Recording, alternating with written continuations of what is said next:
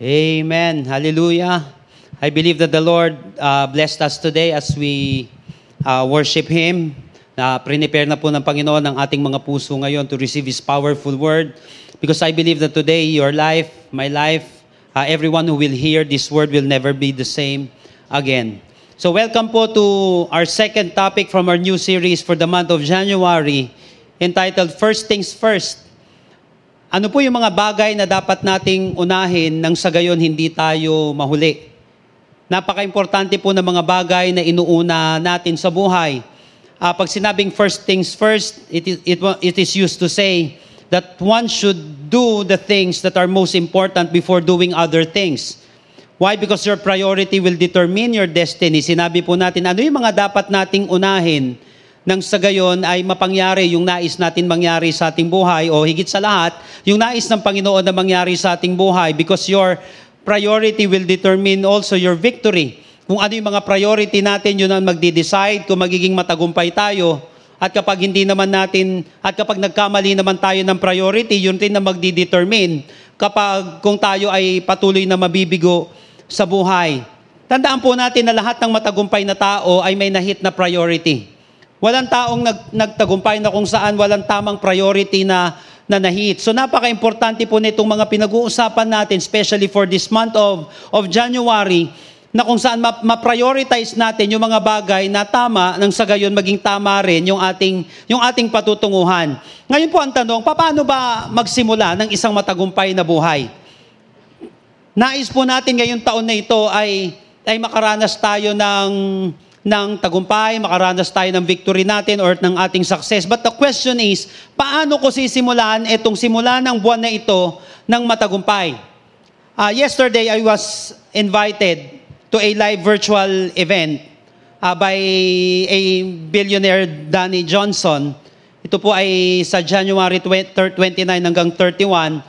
Ang title po nito is First Steps to Success ni Danny Johnson. At may pinadala po sa akin na letter. Ganito po yung nakasulat. If you want to stop going through the motions in your life, first steps to success will give you the foundation you need to completely transform your life.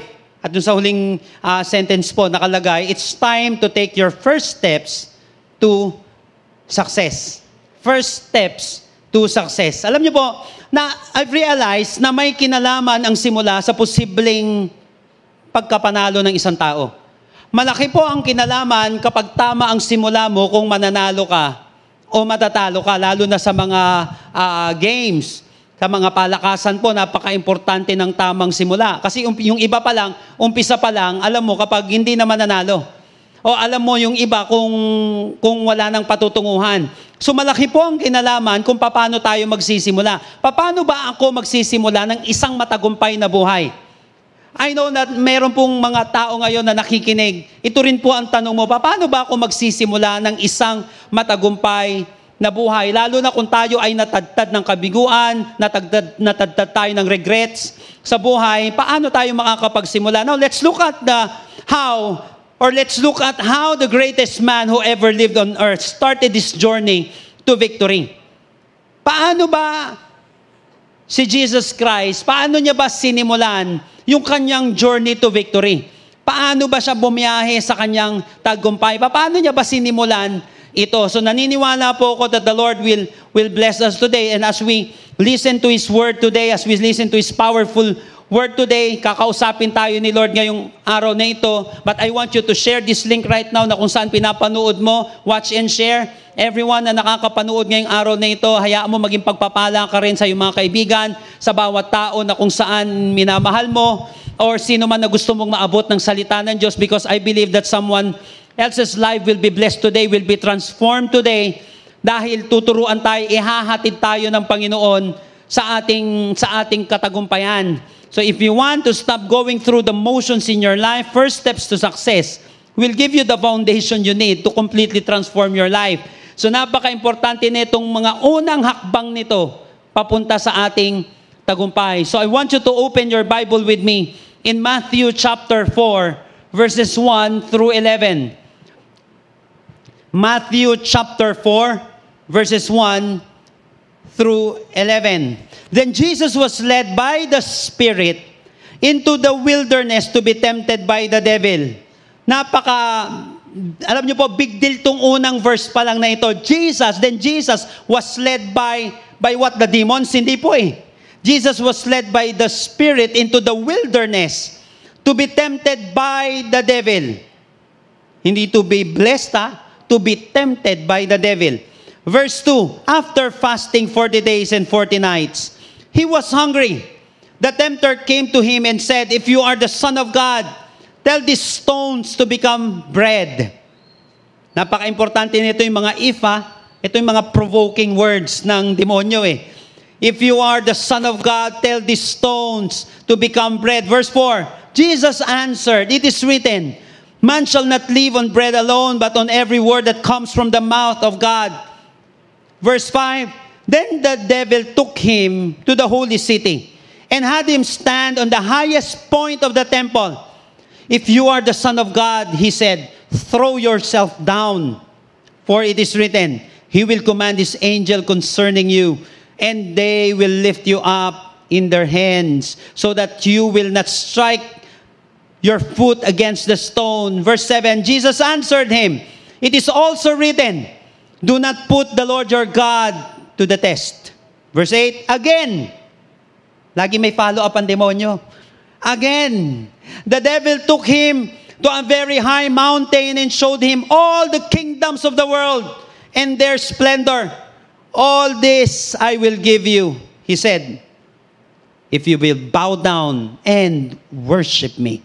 Verse 10, Jesus said to him, away from me, Satan, for it is written, worship the Lord your God and serve him only. Verse 11, then the devil left him, and angels came and attended him. Verse 11 is big in this passage. Verse 11 is big. Then the devil left him. Yung pag-iwan sa kanya ng demonyo ay isang malaking tagumpay. Ay napakalaking tagumpay. Matagal ng problema ito ng mundo. Matagal na, marami ng winasak na tahanan. Marami ng pusong sinugatan. Marami ng buhay na sinira. Then the devil left him. I believe that somebody is watching right now na kung saan ito rin ang dalangin mo. Iwanan ka ng, meron dito nananalangin, iwanan ng kamalasan, iwanan ng kalokohan, iwanan ng dating buhay, iwanan ng kahirapan, iwanan ng iba't ibang mga alam mo yun, mga bagay na nagpapabagsak sa kanya. Then the devil left him, and angels came and attended him. Again, if you want to stop going through the motions in your life, first steps to success will give you the foundation you need to completely transform your life. It's time to take your first steps to success. Ano ang mga unang hakbang na magdadala sa iyo sa matagumpay na buhay? Mga unang hakbang, marami pa pong gagawin. Kung titignan niyo po yung mga susunod na verses dito, dito unang nag-preach si Jesus Christ. Pero makikita natin yung verse 11. Dito yung matinding tagumpay niya na naranasan. Mga unang moves pa lang ni Jesus Christ, talaga may victory na eh. May tagumpay na siyang naranasan. Kaya nga, ito yung matututuhan natin ngayong araw na ito. So join me in our message today entitled, First Steps to Success. First Steps to Success. How to start your journey to victory. Paano ko sisimulan yung aking biyahe tungo sa tagumpay? If you're ready right now, I want you to say amen right now to the comment section. Just declare it right now. Gusto ko po mga kapatid, dinideclare natin ngayon pa lang na pangyayari sa atin yung ating mapapakinggan ngayong araw na ito. Ikaw ay babiyahe tungo sa iyong tagumpay, makakarating ka sa iyong tagumpay, makakaranas ka ng verse 11.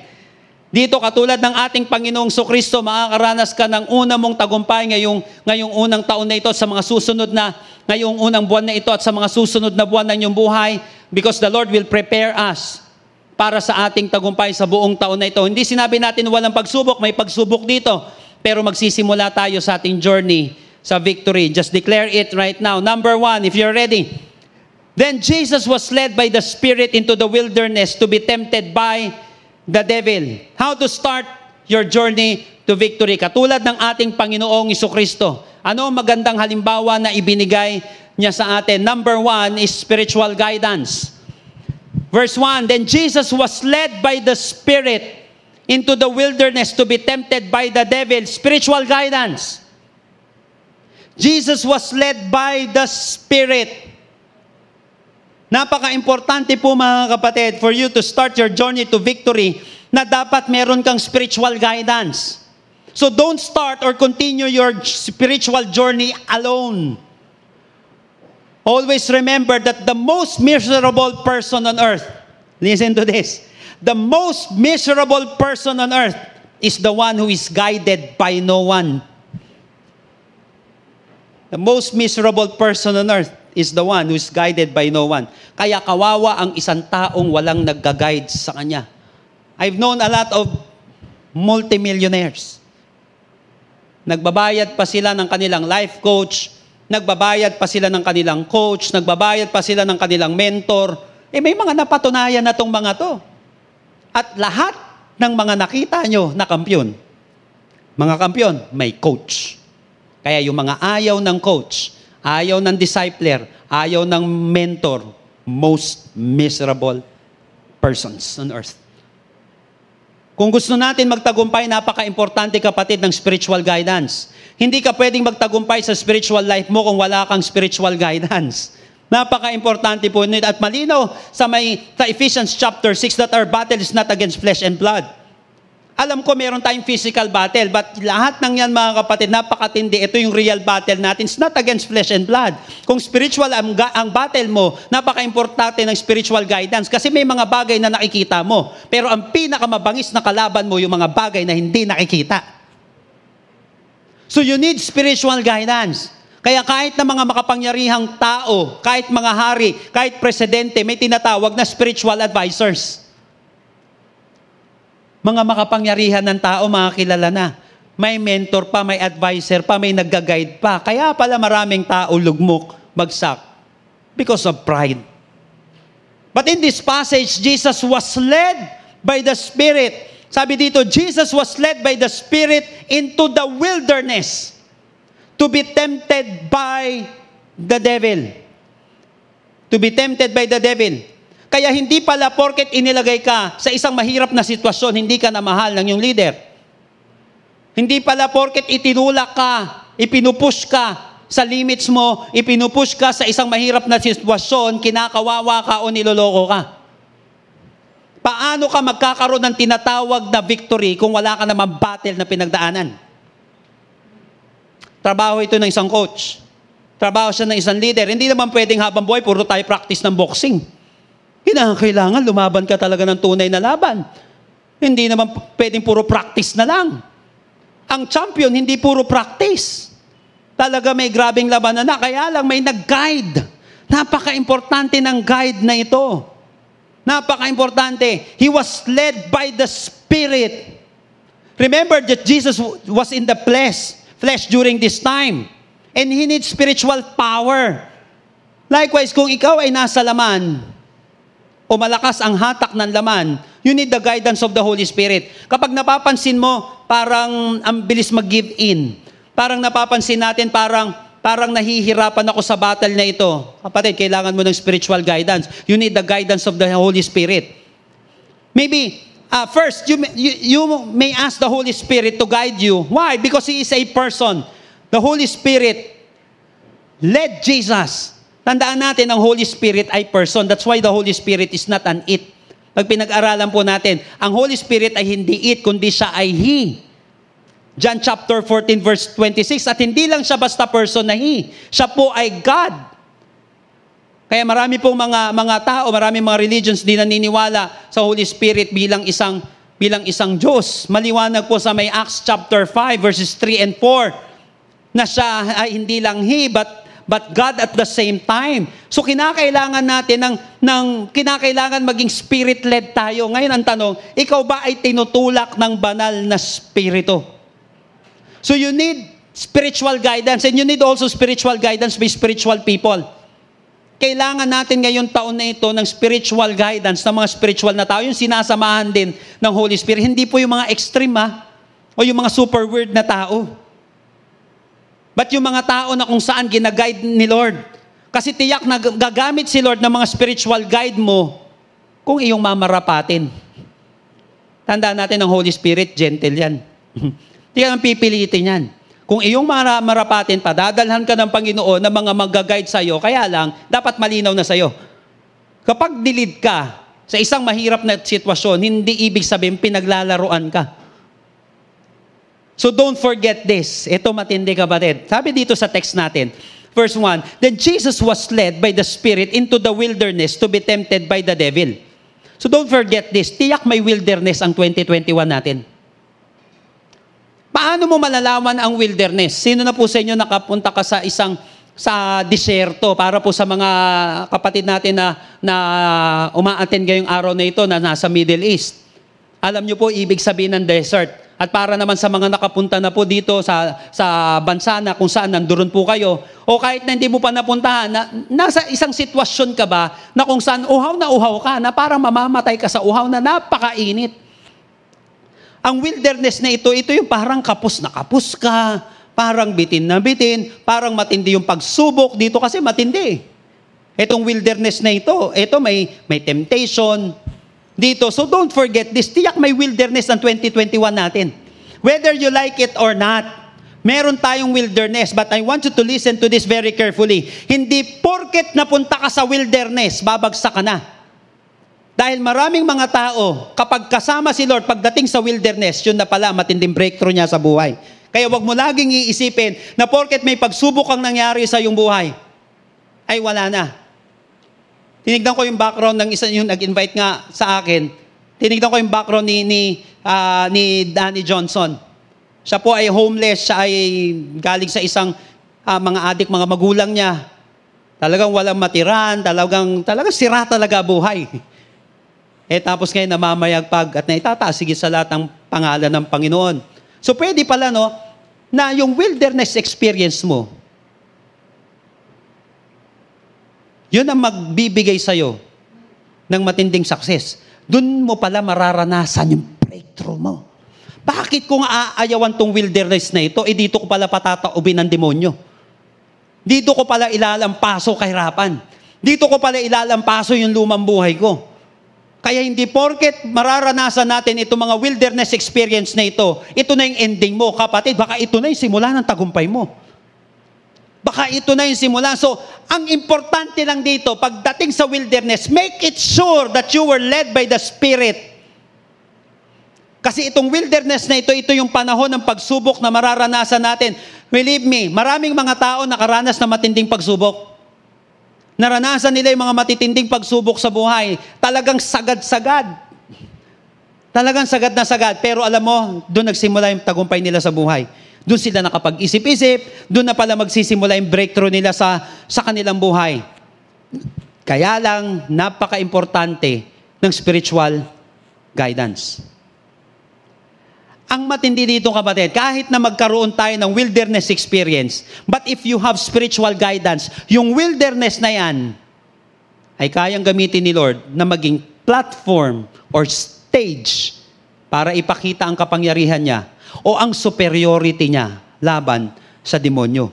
Jesus was led by the Spirit into the wilderness to be tempted by the devil. Teka lang, gusto ko munang linawin, hindi nilid ito ng Holy Spirit ang Panginoong Kristo para matest si Jesus sa faithfulness niya. Subok na ang faithfulness ni Lord at Diyos ang Panginoong Kristo. Kaya hindi para itest yung faithfulness niya. Dinala siya dito sa lugar na ito, kapatid, para i-display yung kapangyarihan niya. Para ma-display yung kakayahan ng ating Panginoong Hesukristo. Kaya itong wilderness na ito, hindi laging ending yan. Uulitin ko, makinig ka maigi, kapatid. Itong wilderness na ito, hindi laging ending. Marami dyan, beginning ng breakthrough. Kapag naging tama yung pananaw, kapag ikaw sinamahan ka ng Panginoon, dyan sa wilderness na yan, hindi ending yan. Yung platform, magiging platform yan ng glory ng Panginoon. Yung isang ikaw, na kung saan, alam mo, pinahirapan, iniwan, winasak yung buhay, dyan pala magsisimula ang magandang yugto ng buhay mo. Lesson, harapin mo ang pagsubok. Harapin mo yung wilderness mo, kapatid, na pinapangunahan ka ng banal na spirito. Maniwala ka, may magandang kwento ng tagumpay ang 2021 mo. So how to start your journey to victory? Number 1 is spiritual guidance. Napaka-importante po niyan. Pangalawa, in verse 2, after fasting 40 days and 40 nights, he was hungry. He was hungry. How to start your journey to victory? Number 1, spiritual guidance. Kinakailangan, you must be led by the Holy Spirit. You must be led also by spiritual people. Kinakailangan may nagko-coach sa atin, may nagli-lead sa atin. Alam mo, may nagpupush sa atin. Kasi kung ikaw lang, bakit ka pupunta sa wilderness? Nakuha natin, mahirap doon. Kaya lang kapag nagtitiwala ka doon sa leading ng Holy Spirit, bakit hindi ako pupunta dyan? Doon masushow yung glory. Doon makikita yung kapangyarihan, doon makikita kung paano tumaob ang demonyo. Nakuha po natin, bakit hindi ako pupunta sa arenang ito? Alam ko mahirap, pero dito rin ako sasabitan ng medalya. Dito rin ako ma-declare na champion. Kapag malinaw, kaya lang, importante may nagko-coach, importante may nagli-lead, importante may nag-guide. But verse 2, after fasting 40 days and 40 nights, he was hungry. How to start your journey to victory? Number 2 is spiritual discipline. Napaka-importante ng spiritual discipline.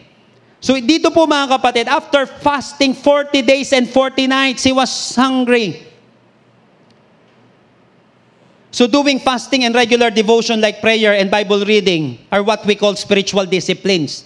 Itong pagbabasa ng Bible, yung regular tapos ito pong pagfa-fasting, ang tawag natin dito ay spiritual discipline. Because there would be no spiritual victory without spiritual discipline. Walang tagumpay, kapatid, kapag walang disiplina. In fact, the bridge between your goal and your destiny or your dream is discipline.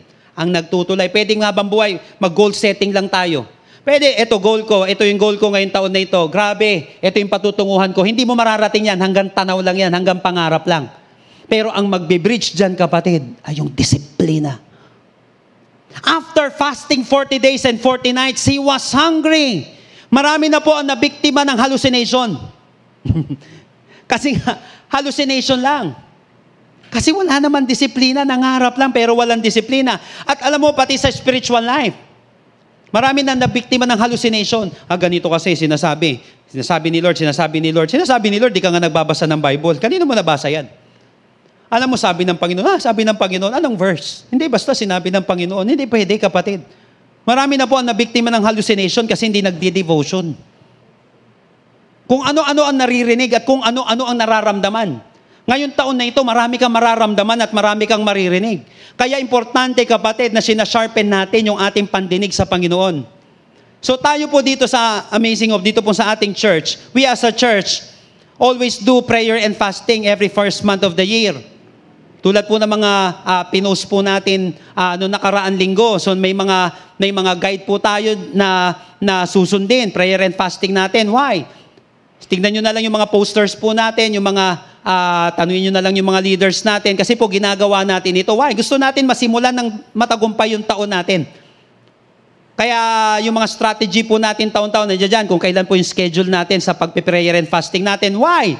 Bigyan ko po kayo ng ilang example. Bakit ba kinakailangan ng mga spiritual disciplines na ito? Bakit kinakailangan natin as a church ng prayer and fasting? Acts chapter 13 verse 2, while they were worshiping the Lord and fasting, spiritual discipline, the Holy Spirit said, set apart for me Paul and Barnabas for the work to which I have called them.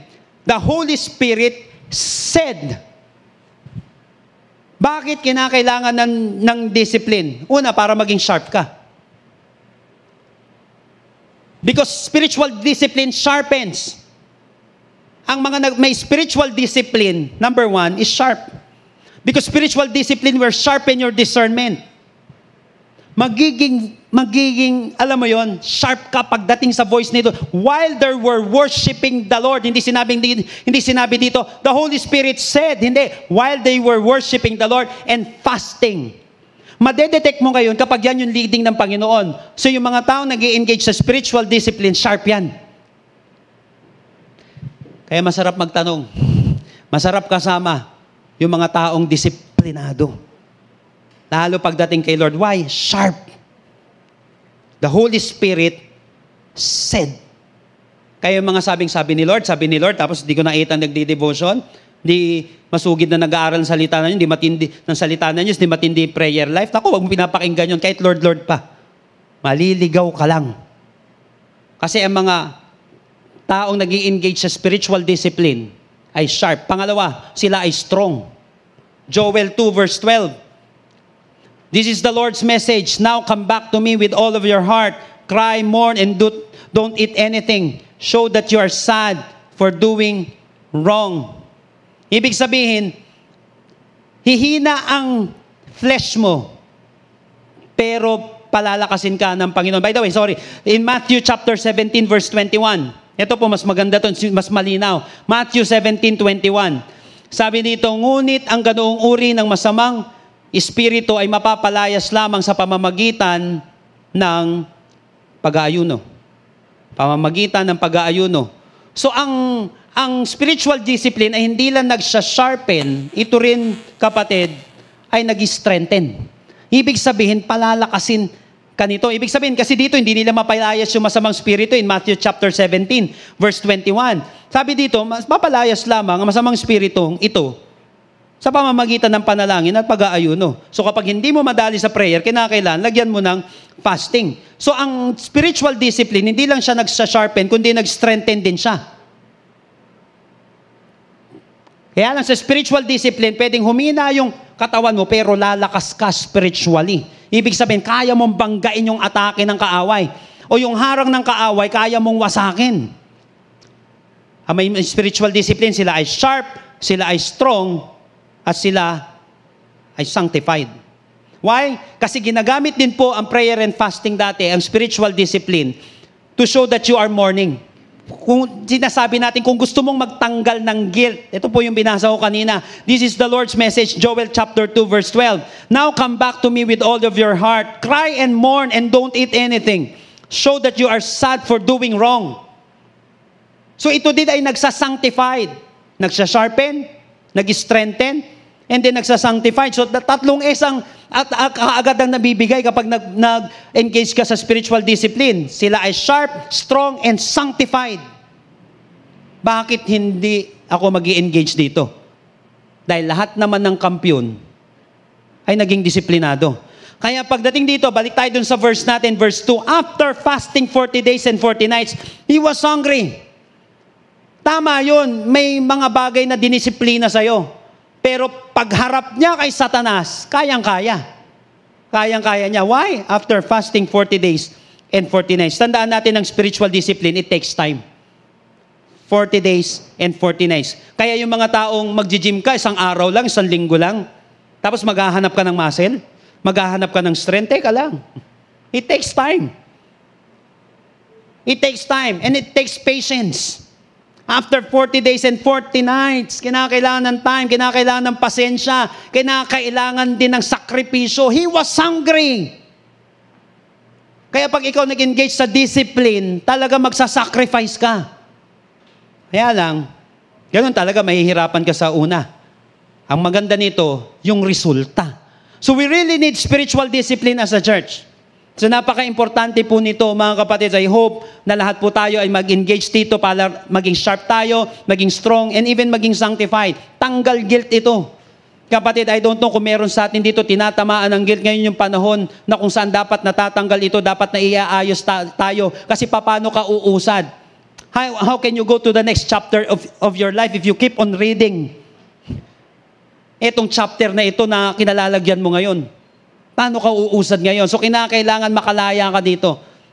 Kailangan makalaya tayo. So, after fasting 40 days and 40 nights, Jesus na to, mga kapatid. Kaya nga, naging magandang example ang ating Panginoong Jesucristo. Kung gusto natin ma-assure yung victory for this whole year, engage in spiritual discipline. So, how to start your journey to victory? Number 1, is importante yung spiritual guidance. Pangalawa, importante yung spiritual discipline. If you want to become a champion in life, engage in spiritual discipline. Hindi po natin pwedeng tanggalin ito. Hindi natin pwedeng lagpasan ito. Kinakailangan pagdaanan mo ito. Mahirap, pero kapatid, ito ay worth it. Lastly, in verse 3 and following. The tempter came to him. Ito na nga mo, hindi nag-prayer and fasting si Jesus Christ. He was led by the Spirit. Verse 1, after fasting 40 days and 40 nights. By the way, kapag ikaw ay nasa wilderness experience, huwag ka makipaglaro sa demonyo. Verse 1, he was led by the Spirit to be tempted by the devil. Kapag nakakaranas ka na ng wilderness sa buhay, huwag kang magtampisaw sa kalokohan at sa kademonyohan. Kasi, paglalaroan ka lang ng demonyo, gawin mo yung verse 2. Fasting 40 days and 40 nights. Lalo kang maging close kay Lord. Lalo kang manalangin, lalo kang lumapit sa Kanya, sa Panginoon. Tayo ay daraan sa pagsubok, pero alam na natin gagawin natin. Pagdaan mo ng verse 1 mo, kailangan may verse 2 ka. Para mas maging handa ka. At darating kasi yung verse 3. The tempter came to him and said, if you are the Son of God, tell these stones to become bread. Ito na kamo, the tempter came to him and said. So how to start your journey to your victory? Number 1, spiritual guidance. Number 2, spiritual discipline. And then lastly, spiritual warfare. Spiritual warfare. Remember, church, that spiritual warfare is the name of the game. Kaya tayo nagpapakondisyon ay dahil may gera tayong susuungin. Ito po yung sinabi ko kanina. Hindi pwedeng puro practice. Hindi pwedeng puro shadow lang na boxing yung gagawin natin o punching yung gagawin natin. Darating yung panahon, kinakailangan lumaban tayo sa totoong labanan. At sa buhay talaga, para masabing nanalo ka, dapat may kinalaban ka muna. If you want to become victorious this year, kinakailangan mag-engage ka sa spiritual warfare. Ito po, ang sabi dito, the tempter came to him. Sabi po sa New Living Translation, during that time, the devil came. Lesson, tiyak na may kalaban na darating. Tiyak na may battle tayo ngayong taon na ito, whether you like it or not. Siguradong, the tempter came to him during that time. The devil came.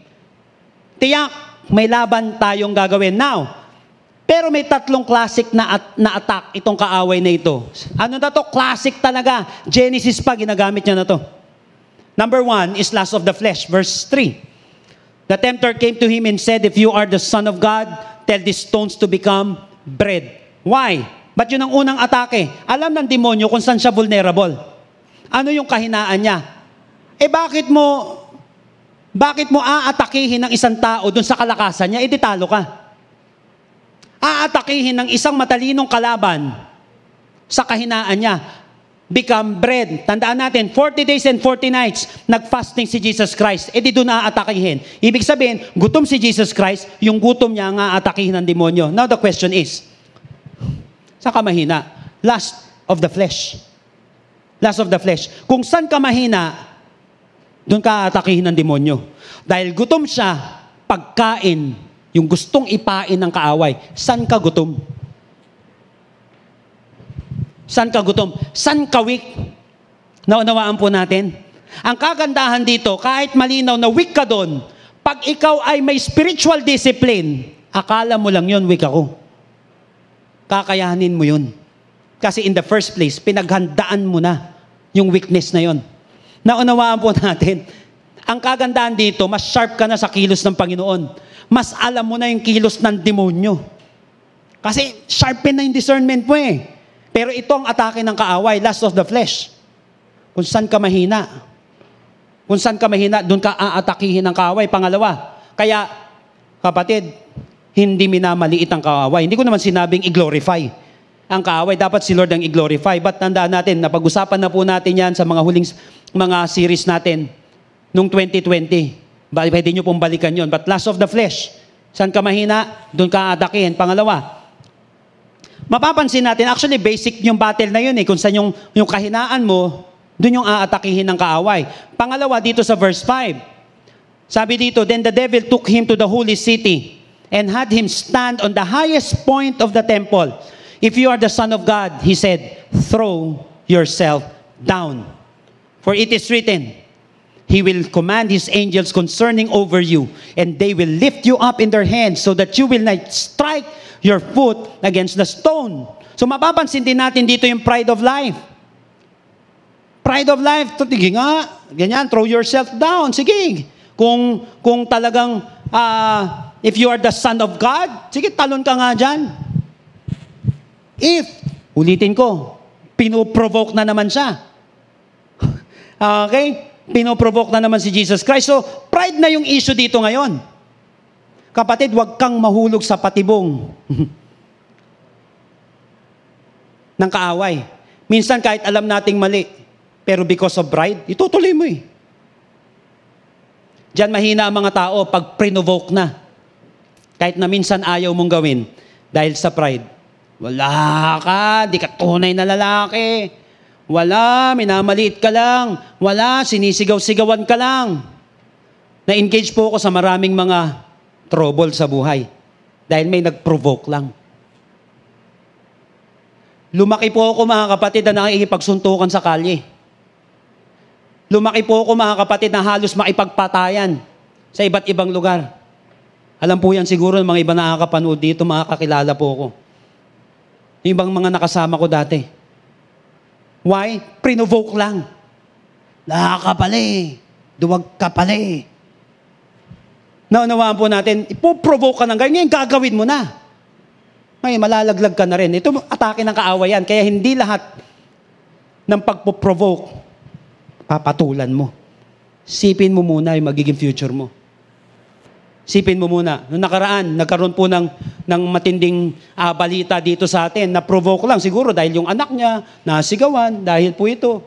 Tapos kinausap po siya ng superior niya, na isang general, paano yung anak mo? Paano ngayon niya? Paano ngayon makakapag-aral yan? Siyempre, sabi na natin, ginawa niya yon dahil dun sa anak niya. Kaya lang, paano na ngayon yung bata? Paano ngayon yung pamilya? Naunawaan po natin yon. Think before you act. Hindi porket sinasabi ng demonyo, mag-give in ka na. Kaya lang matagal niya ng atake to, pride of life. Yan, asawa mo, iwanan mo na yan. Sabi ng asawa mo, maayos ka na dito. Ganyan. Ikaw naman, di wag. Hindi mo maayos. Pakialam sa inyo. Di tapos, sira ang pamilya. Kuha natin. Marami ng winasak na buhay. Marami ng winasak na karir. Marami ng winasak na relasyon ang pride na ito, kapatid. Simula pa hanggang dulo. Kapatid, huwag ka na magpalaglag dito. Kaya hindi lahat ng, sige nga, if you are, kung ikaw talaga'y matalino, kung ikaw talaga'y ganito, teka lang kapatid, maganda rin minsan yung pagpoprovoke kapag maganda yung resulta. Pero pag pangit yung pagpoprovoke, teka lang kapatid, mag-isip-isip ka muna, baka pahain ng kaaway yun. Pangatlo, is the lust of the eye. Verse 8, again, the devil took him to a very high mountain and showed him all the kingdoms of the world and their splendor. All this I will give you, he said, if you bow down and worship me.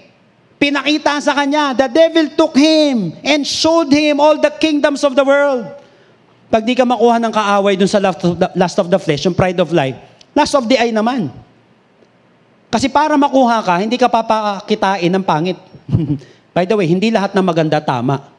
Yung iba dun, kawawasak. Hindi lahat ng maganda masarap. Yung iba dun, ikapapait ng buhay mo. Pero magsisimula lahat, papakita ng demonyo. Papakita yung ganda. Sana kapatid, the moment na pakitaan ka ng maganda ng demonyo, sana makita mo yung pangit na alok niya.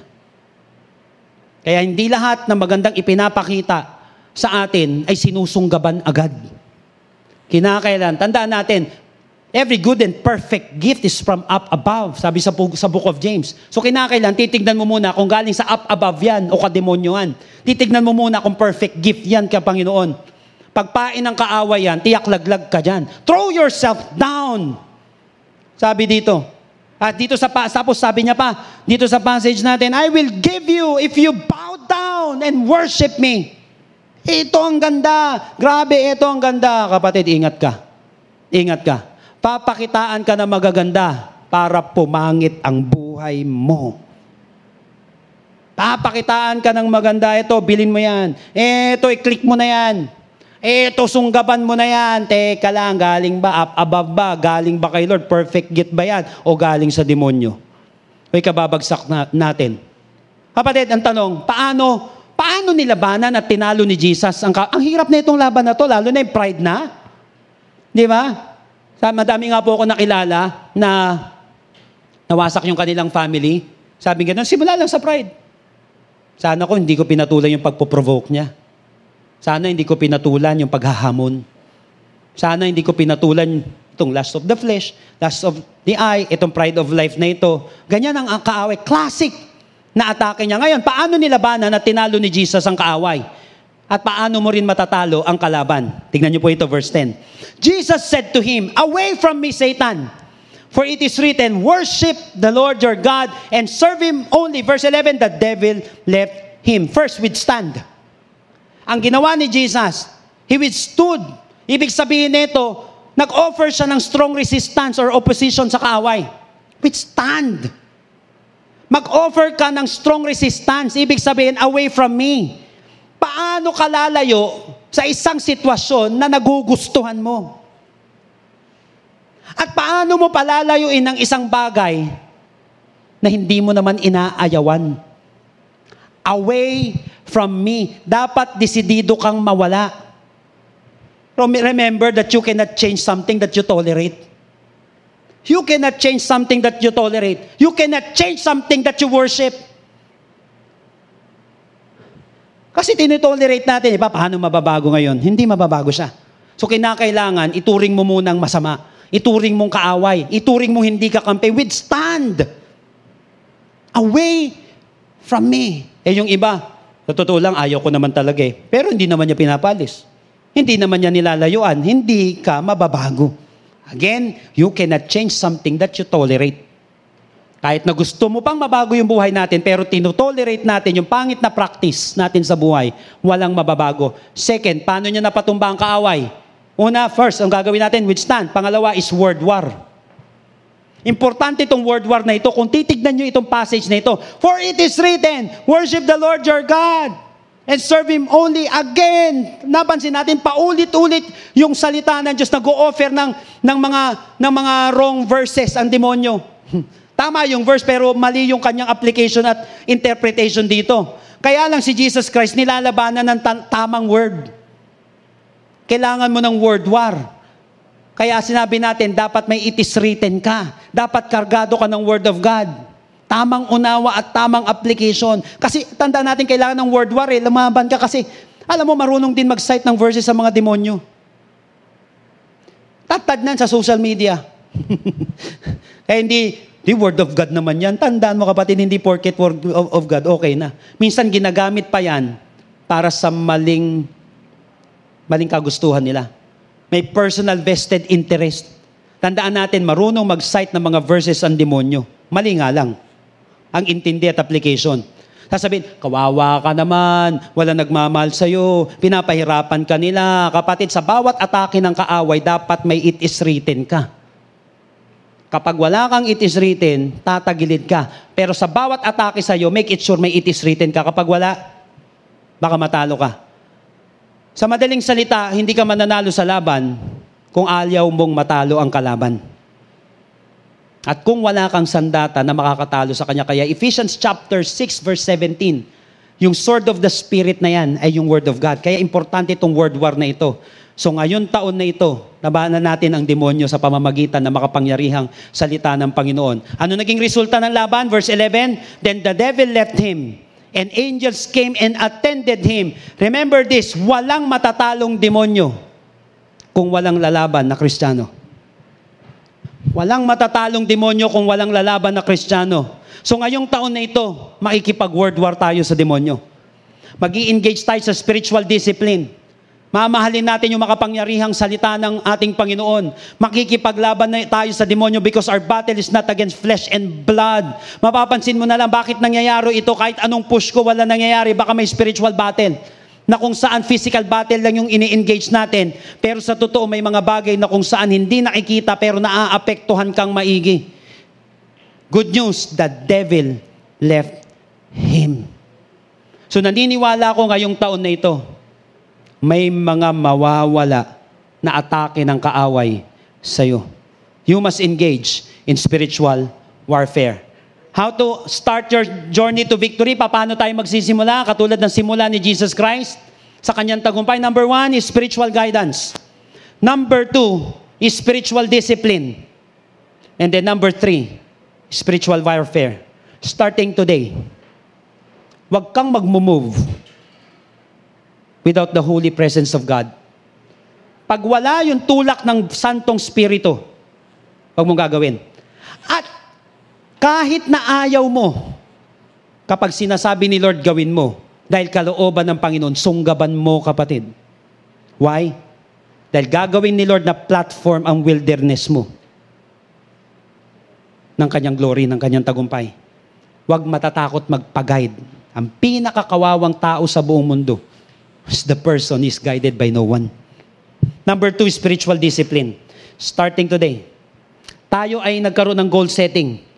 Tayo ay may tinitingnan na gusto nating marating. Ang magbe-bridge dyan, kapatid, yung spiritual discipline natin. Simulan na natin ngayon. Hindi ka 1,000 miles of journey begins with 1 step. Hindi ka makakarating sa paruroonan mo. Kahit mangarap pa tayo ng mangarap, walang mangyayari pag hindi tayo nag-engage sa discipline na ito. And then, spiritual warfare. Whether you like it or not, the tempter came to him. The devil came to him. Darating ang kalaban. Ngayon napansin ko, minsan iniiwasan natin tong kalaban na ito. Kapatid, sa buhay, wag mong iiwasan ng kalaban. Dahil yung iba, takbo ng takbo sa kaaway. Kailan ka pa naging champion ka tatatakbo? Naunawaan po natin yon. Yung mga pagsubok mo sa buhay, haharapin mo. Dahil yung wilderness na yan, yung kaaway na yan, gagamitin ng Panginoon para ma-declare kang champion. Kaya hindi lahat ng wilderness, hindi lahat, kapatid, ng kalaban ay para pabagsakin ka. Kaya dumadating yan sa buhay natin para patunayan na ikaw ay champion. Ano sasabihin? Ay, champion to. Sino na kalaban mo? Hindi, wala. Basta champion ako eh. Ano yung self-proclaimed? Gusto ng Panginoon legit ang pagiging kampiyon natin. Gusto ng Panginoon legit ang pagiging, alam mo yung pagiging victorious natin. And there's one thing in the conclusion of the story that I don't want you to miss.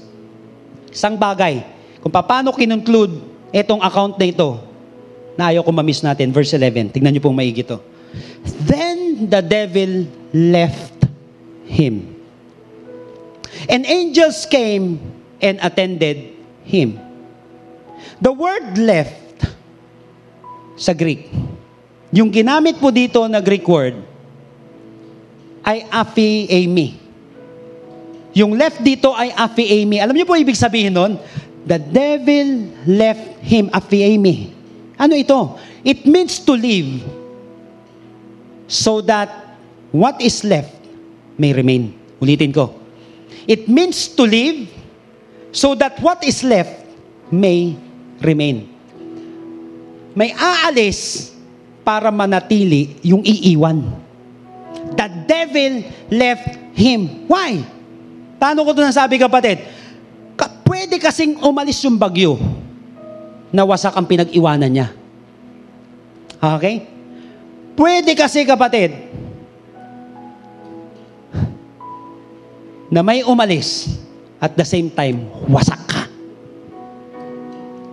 Sino, kapatid, dito na iwan ka? Ka naman naayos. Pakamatay. Nawasak. Lalo naghirap. Lalong sinira yung buhay niya. I've known a lot of people, a lot of children. Nung iwan sila ng kanyang tatay, wasak yung buhay nila. Nung iniwan siya ng kanyang minamahal na nanay mula ng pagkabata, nawasak sila. Nung iniwan siya ng kanyang jowa, doon na nagsimula, nagwasak ng kanyang buhay. Nung niloko siya ng kanyang asawa, doon na nagsira ng buhay. Kapatid, kaya mo naririnig to ngayon, ayaw ka ng Panginoon mawasak. Gusto ng Panginoon, nilayuan ka ng demonyo, pero lalo kang nabuo. At hindi ka nawasak. And maybe meron dito ngayon, tinamaan ka ng ganito, may mga bagay na nang iwan sa'yo, na naging dahilan ng pagkawasak mo. Kaya mo naririnig ang mensaheng ito, kapatid. Dahil gusto ng Panginoon, iwan ka ng demonyo na buo ka. Nakipaglaban ka na nanalo ka. I don't know kung sino sa atin nakaranas ng wasak na buhay ngayon. Kat gusto ng Panginoon na mangyari sa atin itong Afi-Ami na ito. Iiwan tayo ng kaaway na buo. Ngayon taon na ito, kapatid. Iiwan tayo ng Panginoon. Gusto ng Panginoon na iwan tayo ng kaaway na tayo ay panalo. Ibig sabihin, pwede kang inaatake ng demonyo, pero iiwan ka niya ng buo at panalo. Pwede kang tamaan, kapatid, na matinding pagsubok sa buhay, pero iiwan kang buo at pinagpala at nanalo. What I've realized, that God can turn your wilderness into blessedness. God can turn your wilderness into blessedness. Blessedness means a state of being blessed with divine favor. Then the devil left him, and angels came and attended him. Meron dito, kapatid, makakaranas ka ng panalo at makakaranas ka ng pabor ng Panginoon. Who among you here right now, maliwanag sa'yo, nasa wilderness ka? Or who among you here right now, naranasan mo, kapatid, na may umatake sa'yo? Pag-iwan sa'yo, nawasak ka. I don't know, but today the Lord will heal you. I want you to close your eyes right now. I believe that somebody who's watching right now, meron kang ganitong experience. Like me. I don't know, kapatid, kung sino dito nagkaroon ng wasak na pamilya, wasak na tahanan, nawasak yung buhay.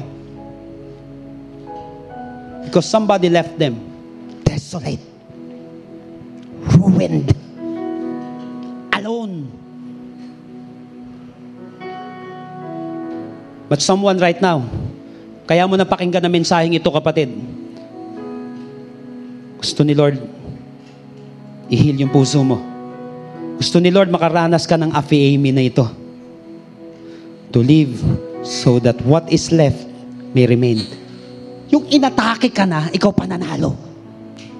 Yung sinaktan ka na, ikaw pa yung nagkaroon ng magandang testimony.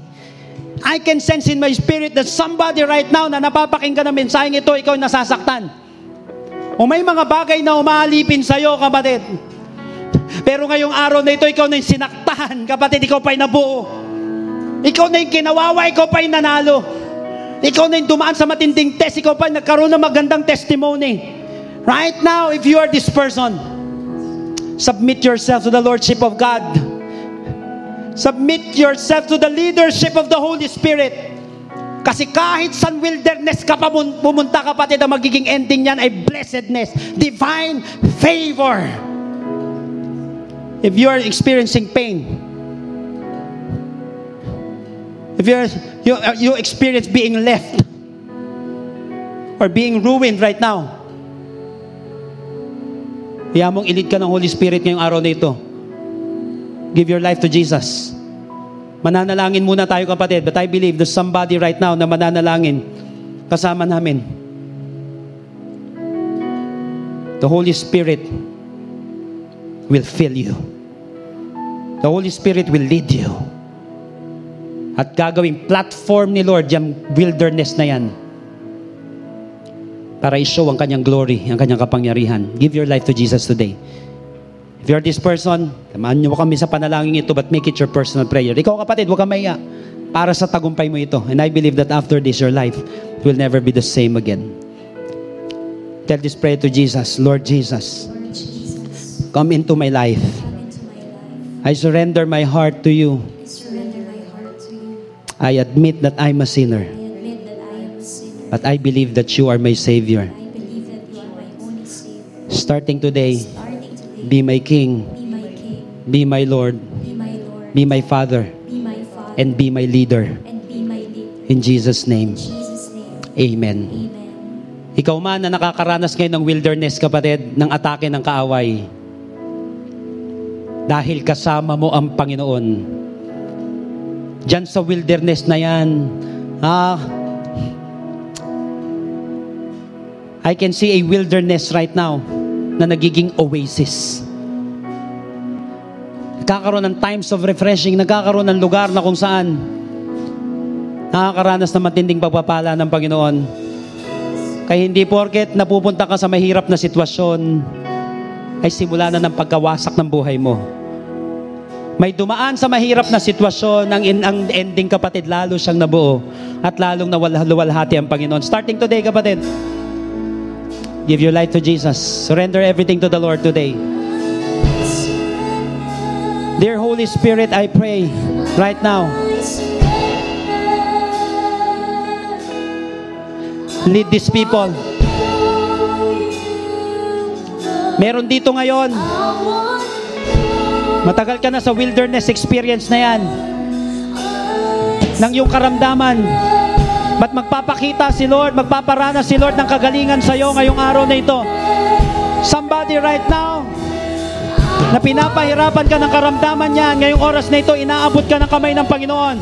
Father, in the name of Jesus, I rebuke that sickness sa kapatid kong ito ngayong oras na ito. I want you to receive your healing right now. Receive it in the name of Jesus. Be healed.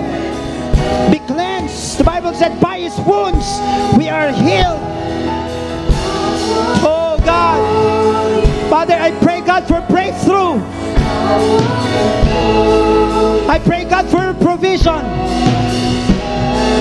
Nasa journey man siya, Panginoon, ng paghihirap, ng pasakit. Lord, dalhin mo po siya, Panginoon, sa kanyang lupang pangako.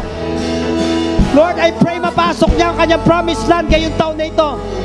Come on, just thank the Lord right now. Just worship the Lord. Just receive the strength from God right now. Somebody is being comforted by the Holy Spirit. Somebody is being strengthened by the Holy Spirit. Surrender everything to the Lord. Kapatid, tama na ang pagpupumilit mo. Be led by the Spirit. Be led by the Spirit. Sunod sa agos ni Lord. Sunod sa leadership ng Panginoon. Hindi ka niya bababayaan. Hindi ka niya iiwan. Oh Lord. May mga tagumpay na dinidisplay si Lord sa bawat wilderness. I don't know kung ano yung wilderness na yan. Hayaan mo si Lord, kapatid. Panghawakan mo yung kanyang salita. I want you to feel the presence of God today. Somebody's being healed. Somebody's being transformed. Somebody's being renewed. Gagamitin ka ni Lord. Oh God. Oh, hallelujah. Dear Holy Spirit, touch every home right now. Touch every broken heart. Heal this broken spirit, God. In the name of Jesus. There's healing right now. May healing, kapatid, na kumikilos, na dumadapo sa iyong katawan. May kapayapaan na ibinibigay sa iyo, Panginoon. Let God rule. Let God train. Let the Spirit of God lead you right now. The Spirit of God is leading you to your victory. The Spirit of God is leading you to your destiny. Oh God. Oh Jesus. Come on, lift up your soul. Lift up your spirit to Jesus alone. He will empower you. He will strengthen you. He will heal you. Surrender everything to the Lord. Oh God. Come on, just worship the Lord. Wherever you are today, just lift up the name of God. Have your way, Lord. Oh God.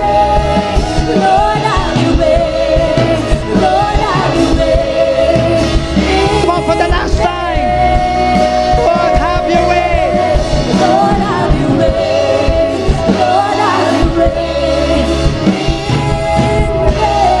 Have your way, Lord. Lead your sons and daughters to our journey to victory this year in the name of Jesus. Oh Lord. Oh Jesus. Have your way, Lord.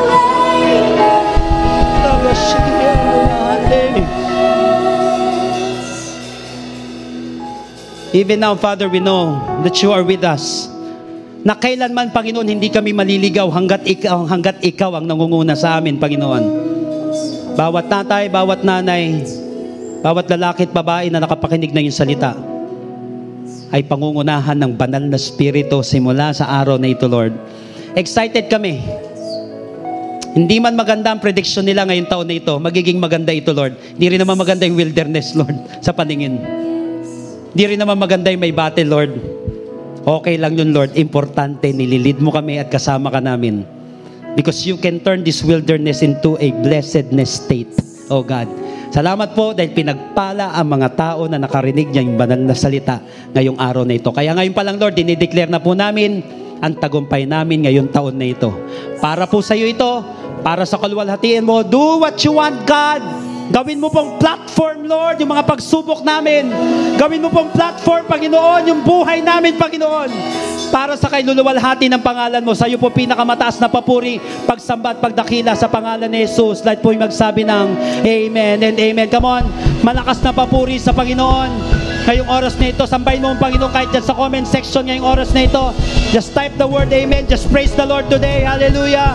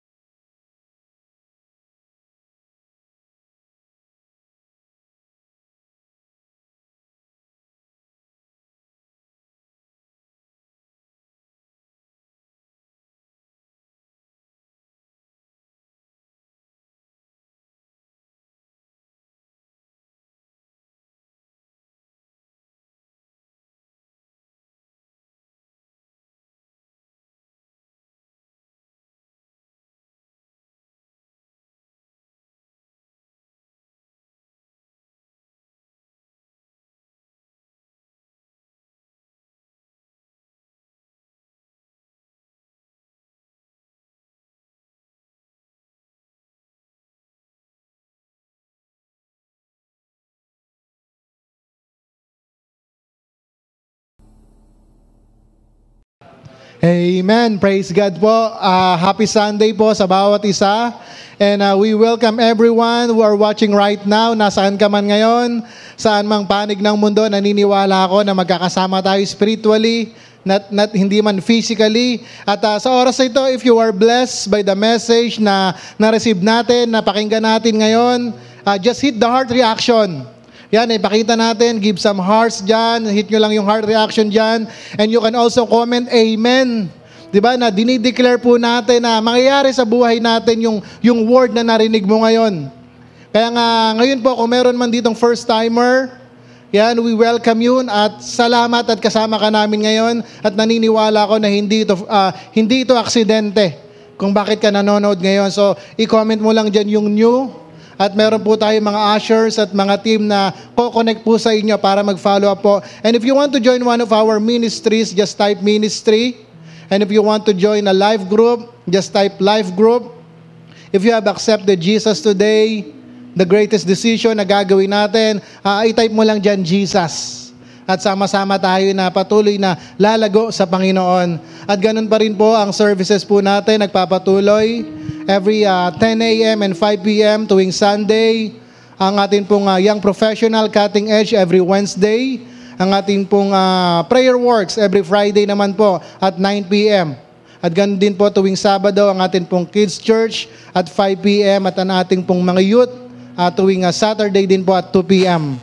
And also we invite you to follow and subscribe to our social media accounts para updated po tayo sa mga happenings, sa mga activity ng ating pong church ng Amazing Hope. At next Sunday po, yan, sama-sama po ulit tayo, nasasamba sa Panginoon, sama-sama tayo makikinig ng word niya, invite mo na rin yung mga friends mo, yung mga loved ones mo.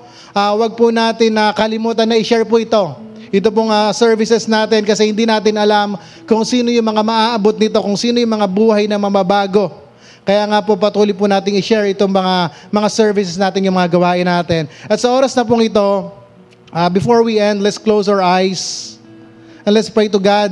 At naniniwala ako na sa taong ito ay may gagawin na matindi yung Panginoon sa buhay mo.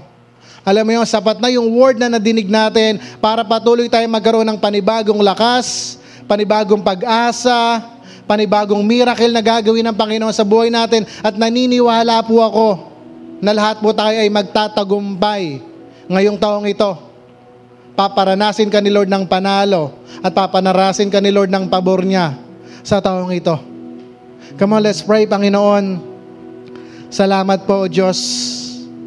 Salamat po, Panginoon, Lord, dahil nandiyan ka, Panginoon. Hindi po madali, Lord, yung taon na pinagdaanan namin, Lord, nung nakaraang taon, Lord, pero naniniwala kami, O Diyos, na kung paano mo po kami sinamahan, Panginoon, nung nakaraang taon, Lord, ganun din po sa taong ito, Lord, sasamahan mo po kami, Lord, hindi lamang po kami dadaan sa taong ito, kundi, Lord, matatapos namin ito, Lord, ng may tagumpay, ng may pagpapala, Lord, ng may bagong kami, O God. Kaya salamat po, Diyos, dahil alam po namin, Panginoon, na kailanman, Lord, hindi mo po kami iiwan. Hindi mo po kami pababayaan, Panginoon. Kaya kapatid, sa oras na ito, if you can lift up your hands, itaas mo lang yung mga kamay mo, at lagi mong tatandaan na ikaw ay pinagpala ng Panginoon. Hindi ka sumpa, isa kang pagpapala. Come on, habang nakataas yung mga kamay na yan, tanggapin natin itong benediction ito which God promised in number 6 that every time a servant of God declares this, receive it and it will be yours. So people of God, may the Lord bless you and take care of you. May the Lord be kind and gracious to you. May the Lord look on you with favor and give you peace. Panginoon, tinatanggap po namin ang lahat ng ito sa pangalan mo, Panginoong Hesus. Amen. Amen.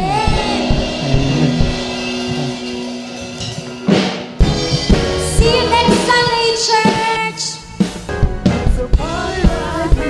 Hey, ho!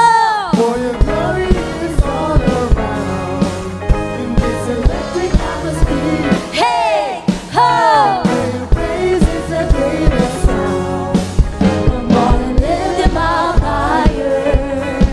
For he's worthy, he's worthy. Come on, sing it out louder. Give him the glory, give him the glory. 'Cause you are the reason why we celebrate. You are worthy of the highest praise. You are, you are, you are, you are, you are, you are, you are. Everything is so much better, better, 'cause I know it's you and me together, together. See you next Sunday, church. Forever, Forever, and I know that will never change. sing it again. Everything is so much better, better, 'cause I know it's you and me together, together. And your